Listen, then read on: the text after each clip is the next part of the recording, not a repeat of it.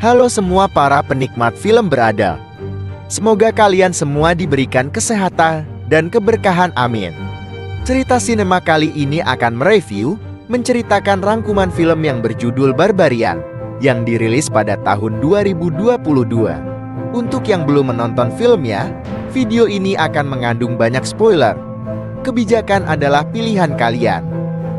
Kisah film ini menceritakan seorang wanita yang terpaksa menginap di rumah yang disewanya, tapi sudah ada juga yang menginap di sana. Tak disangka di dalam rumah tersebut banyak terjadi keanehan dan mencekam yang menghantui wanita itu. Seperti apa ceritanya? Klik tombol subscribe dan aktifkan loncengnya. Semoga keberkahan selalu bersama kalian dan channel ini dapat berkembang untuk bisa selalu menemani kalian semua. Yuk kita mulai.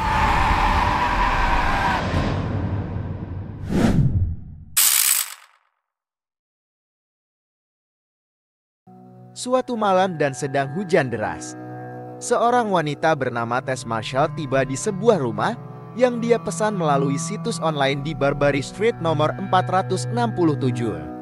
Tapi saat dia mencoba untuk masuk rumah, dia tidak menemukan kuncinya. Dia mencoba menghubungi orang yang berkepentingan, namun tidak ada jawaban. Saat dia mau meninggalkan tempat itu, dia melihat lampu menyala di dalam rumah. Dia pun membunyikan bel. Lalu seorang pria bernama Ken keluar menemuinya. Dia bilang bahwa dia juga telah memesan rumah itu. Karena mereka tidak bisa menghubungi pemilik rumah untuk menjelaskan yang terjadi. Akhirnya Kate mengajak Tess untuk tinggal sementara sambil mencari solusinya. Tess berusaha memesan hotel di tempat lain, namun semua hotel yang dia hubungi penuh. Dan situasi yang sudah malam dan sedang hujan juga. Tess akhirnya mengikuti ajakan Kate untuk tinggal dan menginap sementara di rumah itu, walaupun dengan hati Tess yang sedikit curiga dan merasa takut. Kate memberikan kamarnya untuk Tess karena kamar di rumah itu hanya satu, dan Kate bisa tidur di ruang tamu di sofa. Setelah Tess mandi, Kate mengajak minum anggur. Walaupun awalnya Tess menolak, akhirnya mereka perlahan menjadi akrab setelah mereka berbincang-bincang, dan Tess menceritakan akan menemui seseorang untuk wawancara menjadi penulis di sebuah pembuatan film. Setelah itu, mereka masing-masing berangkat tidur. Saat tengah malam, Tess terbangun mendengar Kate mengigau dalam tidurnya dan melihat pintu kamarnya telah terbuka. Yang setaunya saat sebelum berangkat tidur pintu telah tertutup. Lalu Tess menghampiri Kate dan mencoba membangunkannya. Mereka sama-sama terkejut dan Kate mengatakan bahwa dia baik-baik saja. Lalu mereka kembali berangkat tidur.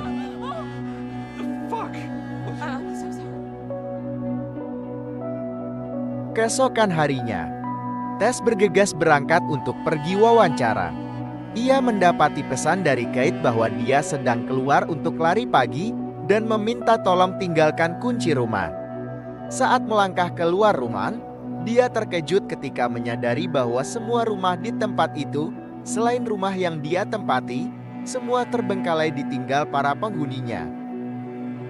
Tess kemudian pergi menemui seseorang wanita di sebuah restoran, dan ia memulai wawancaranya. Saat Tess sampai di rumah kembali, seorang pria gelandangan mengejarnya dan menyuruhnya keluar dari rumah itu. Tess buru-buru masuk rumah karena merasa ketakutan dan mencoba menghubungi jasa penginapan rumah itu dan memberitahukan atas kejadian tersebut. Tapi tidak direspon. No way! Come out that house! I don't know, I can't see him anymore. Setelah merasa aman, Tess mencari stok tisu karena sudah habis di kamar mandi. Lalu ia turun ke ruang bawah tanah untuk mengambil tisu. Saat ingin kembali, pintu tertutup sendiri dan Tess terkunci di ruang bawah tanah. Tess lupa membawa handphonenya dan kunci rumah terbawa olehnya. Tess mencoba membuka jendela kecil, namun sia-sia. Saat dia mencari alat untuk membantu membukanya, dia menemukan seutas tali yang ujungnya masuk ke dalam sebuah lubang di dinding. Dia menariknya, lalu terbukalah pintu masuk rahasia. ke sebuah lorong gelap. Meski awalnya ragu-ragu, Tess masuk ke lorong tersebut dengan bantuan pantulan cahaya dari cermin. Dia menemukan sebuah ruangan dengan ranjang, kamera, dan sidik jari berdarah di dinding. Dia ketakutan dan berlari kembali ke ruang bawah tanah dan melihat Kate di luar. Jadi dia memintanya untuk membantu mengeluarkannya. We need to go. We need to go now. What are you talking about? Why were you in the We basement? got locked in the basement and then there was this hidden area. There was this room. Tess menjelaskan kepada Kate apa yang telah dia lihat dan mengatakan mereka harus keluar dari rumah itu. Kate meyakinkannya bahwa tidak ada yang perlu dikhawatirkan. Jadi dia pergi untuk memeriksanya. Setelah beberapa saat, Tess pergi menyusul Kate menuruni tangga. Dia mendengar Kate berteriak dan meminta bantuan. Tess menemukannya di lorong dan dia mengatakan ada sesuatu yang telah menggigitnya. Saat mereka berusaha untuk kabur, sesosok monster berbentuk manusia telanjang yang mengerikan, sebut saja sang ibu, muncul dan menghancurkan kepala Kate hingga tewas. Monster itu kemudian mengaum ke arah Tess.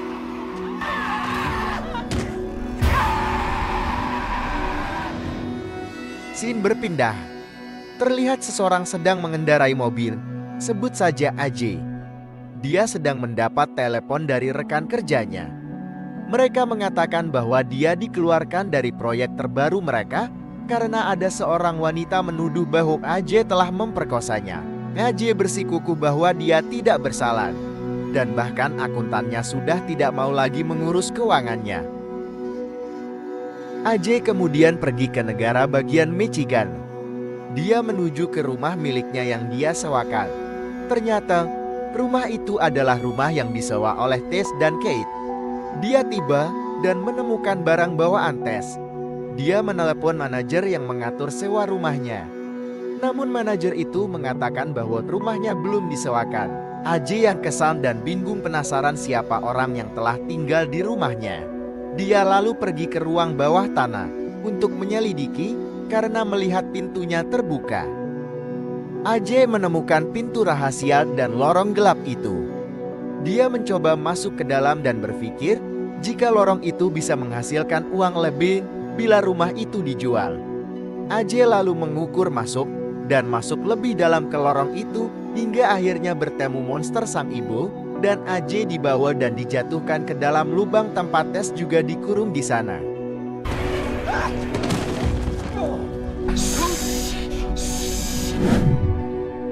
Scene berganti. Flashback ke tahun 80-an saat Barbary Street masih dipenuhi penduduk. Menceritakan seorang pria bernama Frank yang sepertinya pemilik awal rumah tersebut pergi ke supermarket untuk membeli produk bayi. Saat pulang, dia melihat seorang wanita muda dan mengikutinya hingga ke rumahnya. Frank berpura-pura menjadi petugas ladang untuk masuk ke dalam rumahnya dan membuka kunci jendela kamar mandinya. Saat dia kembali ke rumah, lalu tetangganya memberitahu Frank bahwa dia dan istrinya akan pindah ke tempat lain dan akan menjual rumah mereka. We're moving, Frank. Yeah. I hate to do it, you know. Kembali dalam situasi Tess. Di dalam lubang, Tess menyuruh AJ agar diam dan tenang. Sang ibu kemudian menurunkan botol dot bayi ke dalam lubang. Tess meminumnya, tapi AJ tidak mau. Sang ibu memasuki lubang dan memperlakukan Tess seperti bayinya. Tapi sang ibu marah kepada AJ dan menyeretnya keluar lubang dan membawanya ke sebuah ruangan untuk menyusuinya. Sementara itu, Tess berhasil keluar dari lubang dan kabur menuju ruang bawah tanah. Dia juga melihat AJ yang disekap di ruang yang hanya ada sebuah TV yang sedang memutar video seorang ibu menyusui.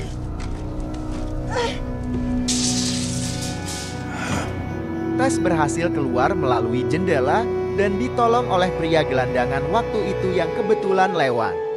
Pria itu membawa Tess ke tempat yang aman, tapi Tess bersikeras untuk kembali untuk menyelamatkan AJ. Tess lalu mencari polisi dan memberitahukan apa yang terjadi. Dia memberitahukan ada orang yang butuh pertolongan, tapi mereka tidak percaya pada ceritanya. Tess membawa mereka ke rumah. Tapi karena dia tidak memiliki bukti adanya tindak kejahatan, polisi pergi. Hari mulai gelap saat Tess masuk ke dalam rumah untuk mengambil kunci mobilnya. Saat dia masuk ke mobil, sang ibu muncul dan mencoba masuk ke mobil Tess. Lalu Tess menabrakkan mobilnya ke samping rumah untuk membunuh sang ibu, namun hanya membuatnya pingsan sebentar.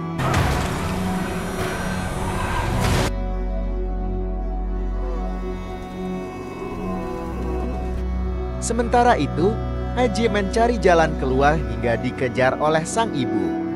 Lalu AJ menemukan pintu ruangan dan sang ibu berhenti tidak mengejarnya. AJ masuk ke sebuah ruangan dan menemukan Frank tua.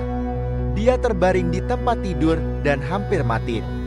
AJ melihat beberapa kaset video yang disimpan Frank tentang wanita yang telah diperkosanya selama bertahun-tahun. Saat AJ berteriak untuk mengungkapkan betapa gilanya dia, Frank mengeluarkan pistol dan menembak kepalanya sendiri. Wait. AJ mengambil pistolnya dan keluar ruangan. Tiba-tiba Tess memanggilnya yang membuat AJ terkejut dan menarik pelatuknya. Tess tertembak di perut, tetapi AJ berhasil membantunya dan membawa mereka berdua keluar dari rumah tersebut. Mereka berdua menuju ke tempat lain dan bertemu pria gelandangan di bawah tower air besar. Pria gelandangan itu menyarankan mereka pergi dari sini dan menyelamatkan diri.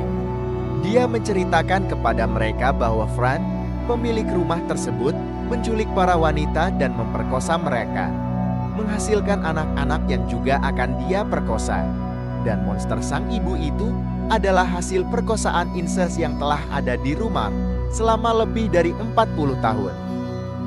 Pria gelandangan itu meyakinkan bahwa sang ibu tidak akan menemukan mereka di tempat dia itu.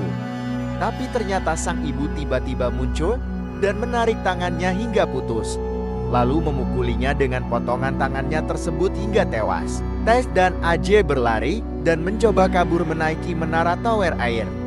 Pistol AJ sempat terjatuh saat sang ibu mengejar mereka. AJ berpikir licik agar dia bisa selamat. Dia mendorong Tess dan melemparkannya dari menara, karena dia menyadari bahwa sang ibu secara naluriah akan menyelamatkan bayinya. Mereka berdua jatuh ke bawah. AJ kemudian mengambil pistolnya dan menyusul ke bawah. Dia melihat mereka berdua terkapar di tanah, lalu mencoba menolong Tess sambil meminta maaf atas tindakannya karena tidak ada pilihan lain. Oh my God, are you okay? I'm so sorry. I had no time to think. Sang ibu tiba-tiba bangkit kembali dan menyerang AJ, mencongkel matanya dengan ibu jarinya, dan akhirnya membelah kepalanya menjadi dua. Sang ibu kemudian merangkak ke arah Tess.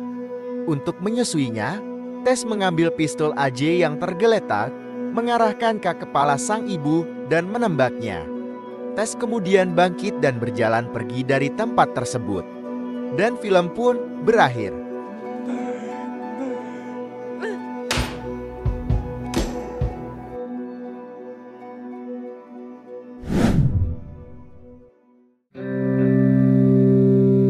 Seperti yang tersirat dalam film, Frank adalah seorang predator yang menculik wanita tetangga sekitar rumahnya dan mengurung mereka di ruangan tersembunyi yang kita lihat sebelumnya. Dia memperkosa korban dan merekamnya di sebuah kamar. Mungkin dia sudah melakukan hal ini begitu lama, sehingga tetangganya menyuruhnya menjual rumahnya dan pindah, karena lingkungan itu akan menjadi neraka. Di awal kilas balik, kita melihat Frank membeli sesuatu untuk bayinya yang akan segera lahir. Tersirat bahwa salah satu korban sedang hamil secara kebetulan atau tidak, dan Frank mungkin membeli barang-barang tersebut untuk alasan yang sama. Setelah penculikan ini, semua orang meninggalkan lingkungan tersebut. Jadi kita dapat berasumsi bahwa Frank kehilangan korban baru. Jadi Frank memutuskan untuk membesarkan putrinya. Perkawinan sedarah seperti itu dapat mengakibatkan lahirnya seorang perempuan cacat yang mungkin merupakan cucunya. Dia mungkin mengunci putri dan bayinya di ruangan dengan lampu ungu dan memutar video menyusui di TV. Ia menjadi terobsesi untuk memberi makan dan menyusui bayinya karena dapat menimbulkan dampak psikologis pada bayinya. Secara ilmiah, perkawinan sedara dan inses hanya menghasilkan dominasi gen buruk pada keturunannya dalam beberapa kasus. Tetapi The Barbarian tidak takut untuk mengambil kebebasan sinematik dan memperkenalkan anak-anak cacat genetik yang terobsesi dengan bayi dan pemberian ASI kepada kita seorang wanita tertentu. Wanita yang berhubungan dengan Frank ini hanya takut pada satu orang, dan orang itu adalah si ayah, yaitu Frank atau iblis. Jadi ketika AJ mencoba melarikan diri dan pergi ke kamar Frank di ruang bawah tanah, monster menakutkan itu tidak berusaha mengejarnya lebih jauh. Nah, itulah ulasan dalam film Barbarian. Gimana menurut kalian? Coba komen di bawah. Terima kasih yang sudah menonton video ini dari awal. Semoga bisa dapat menghibur buat kalian. Ikuti terus channel ini dan tunggu video-video berikutnya dengan cara klik subscribe dan aktifkan loncengnya. Sampai jumpa.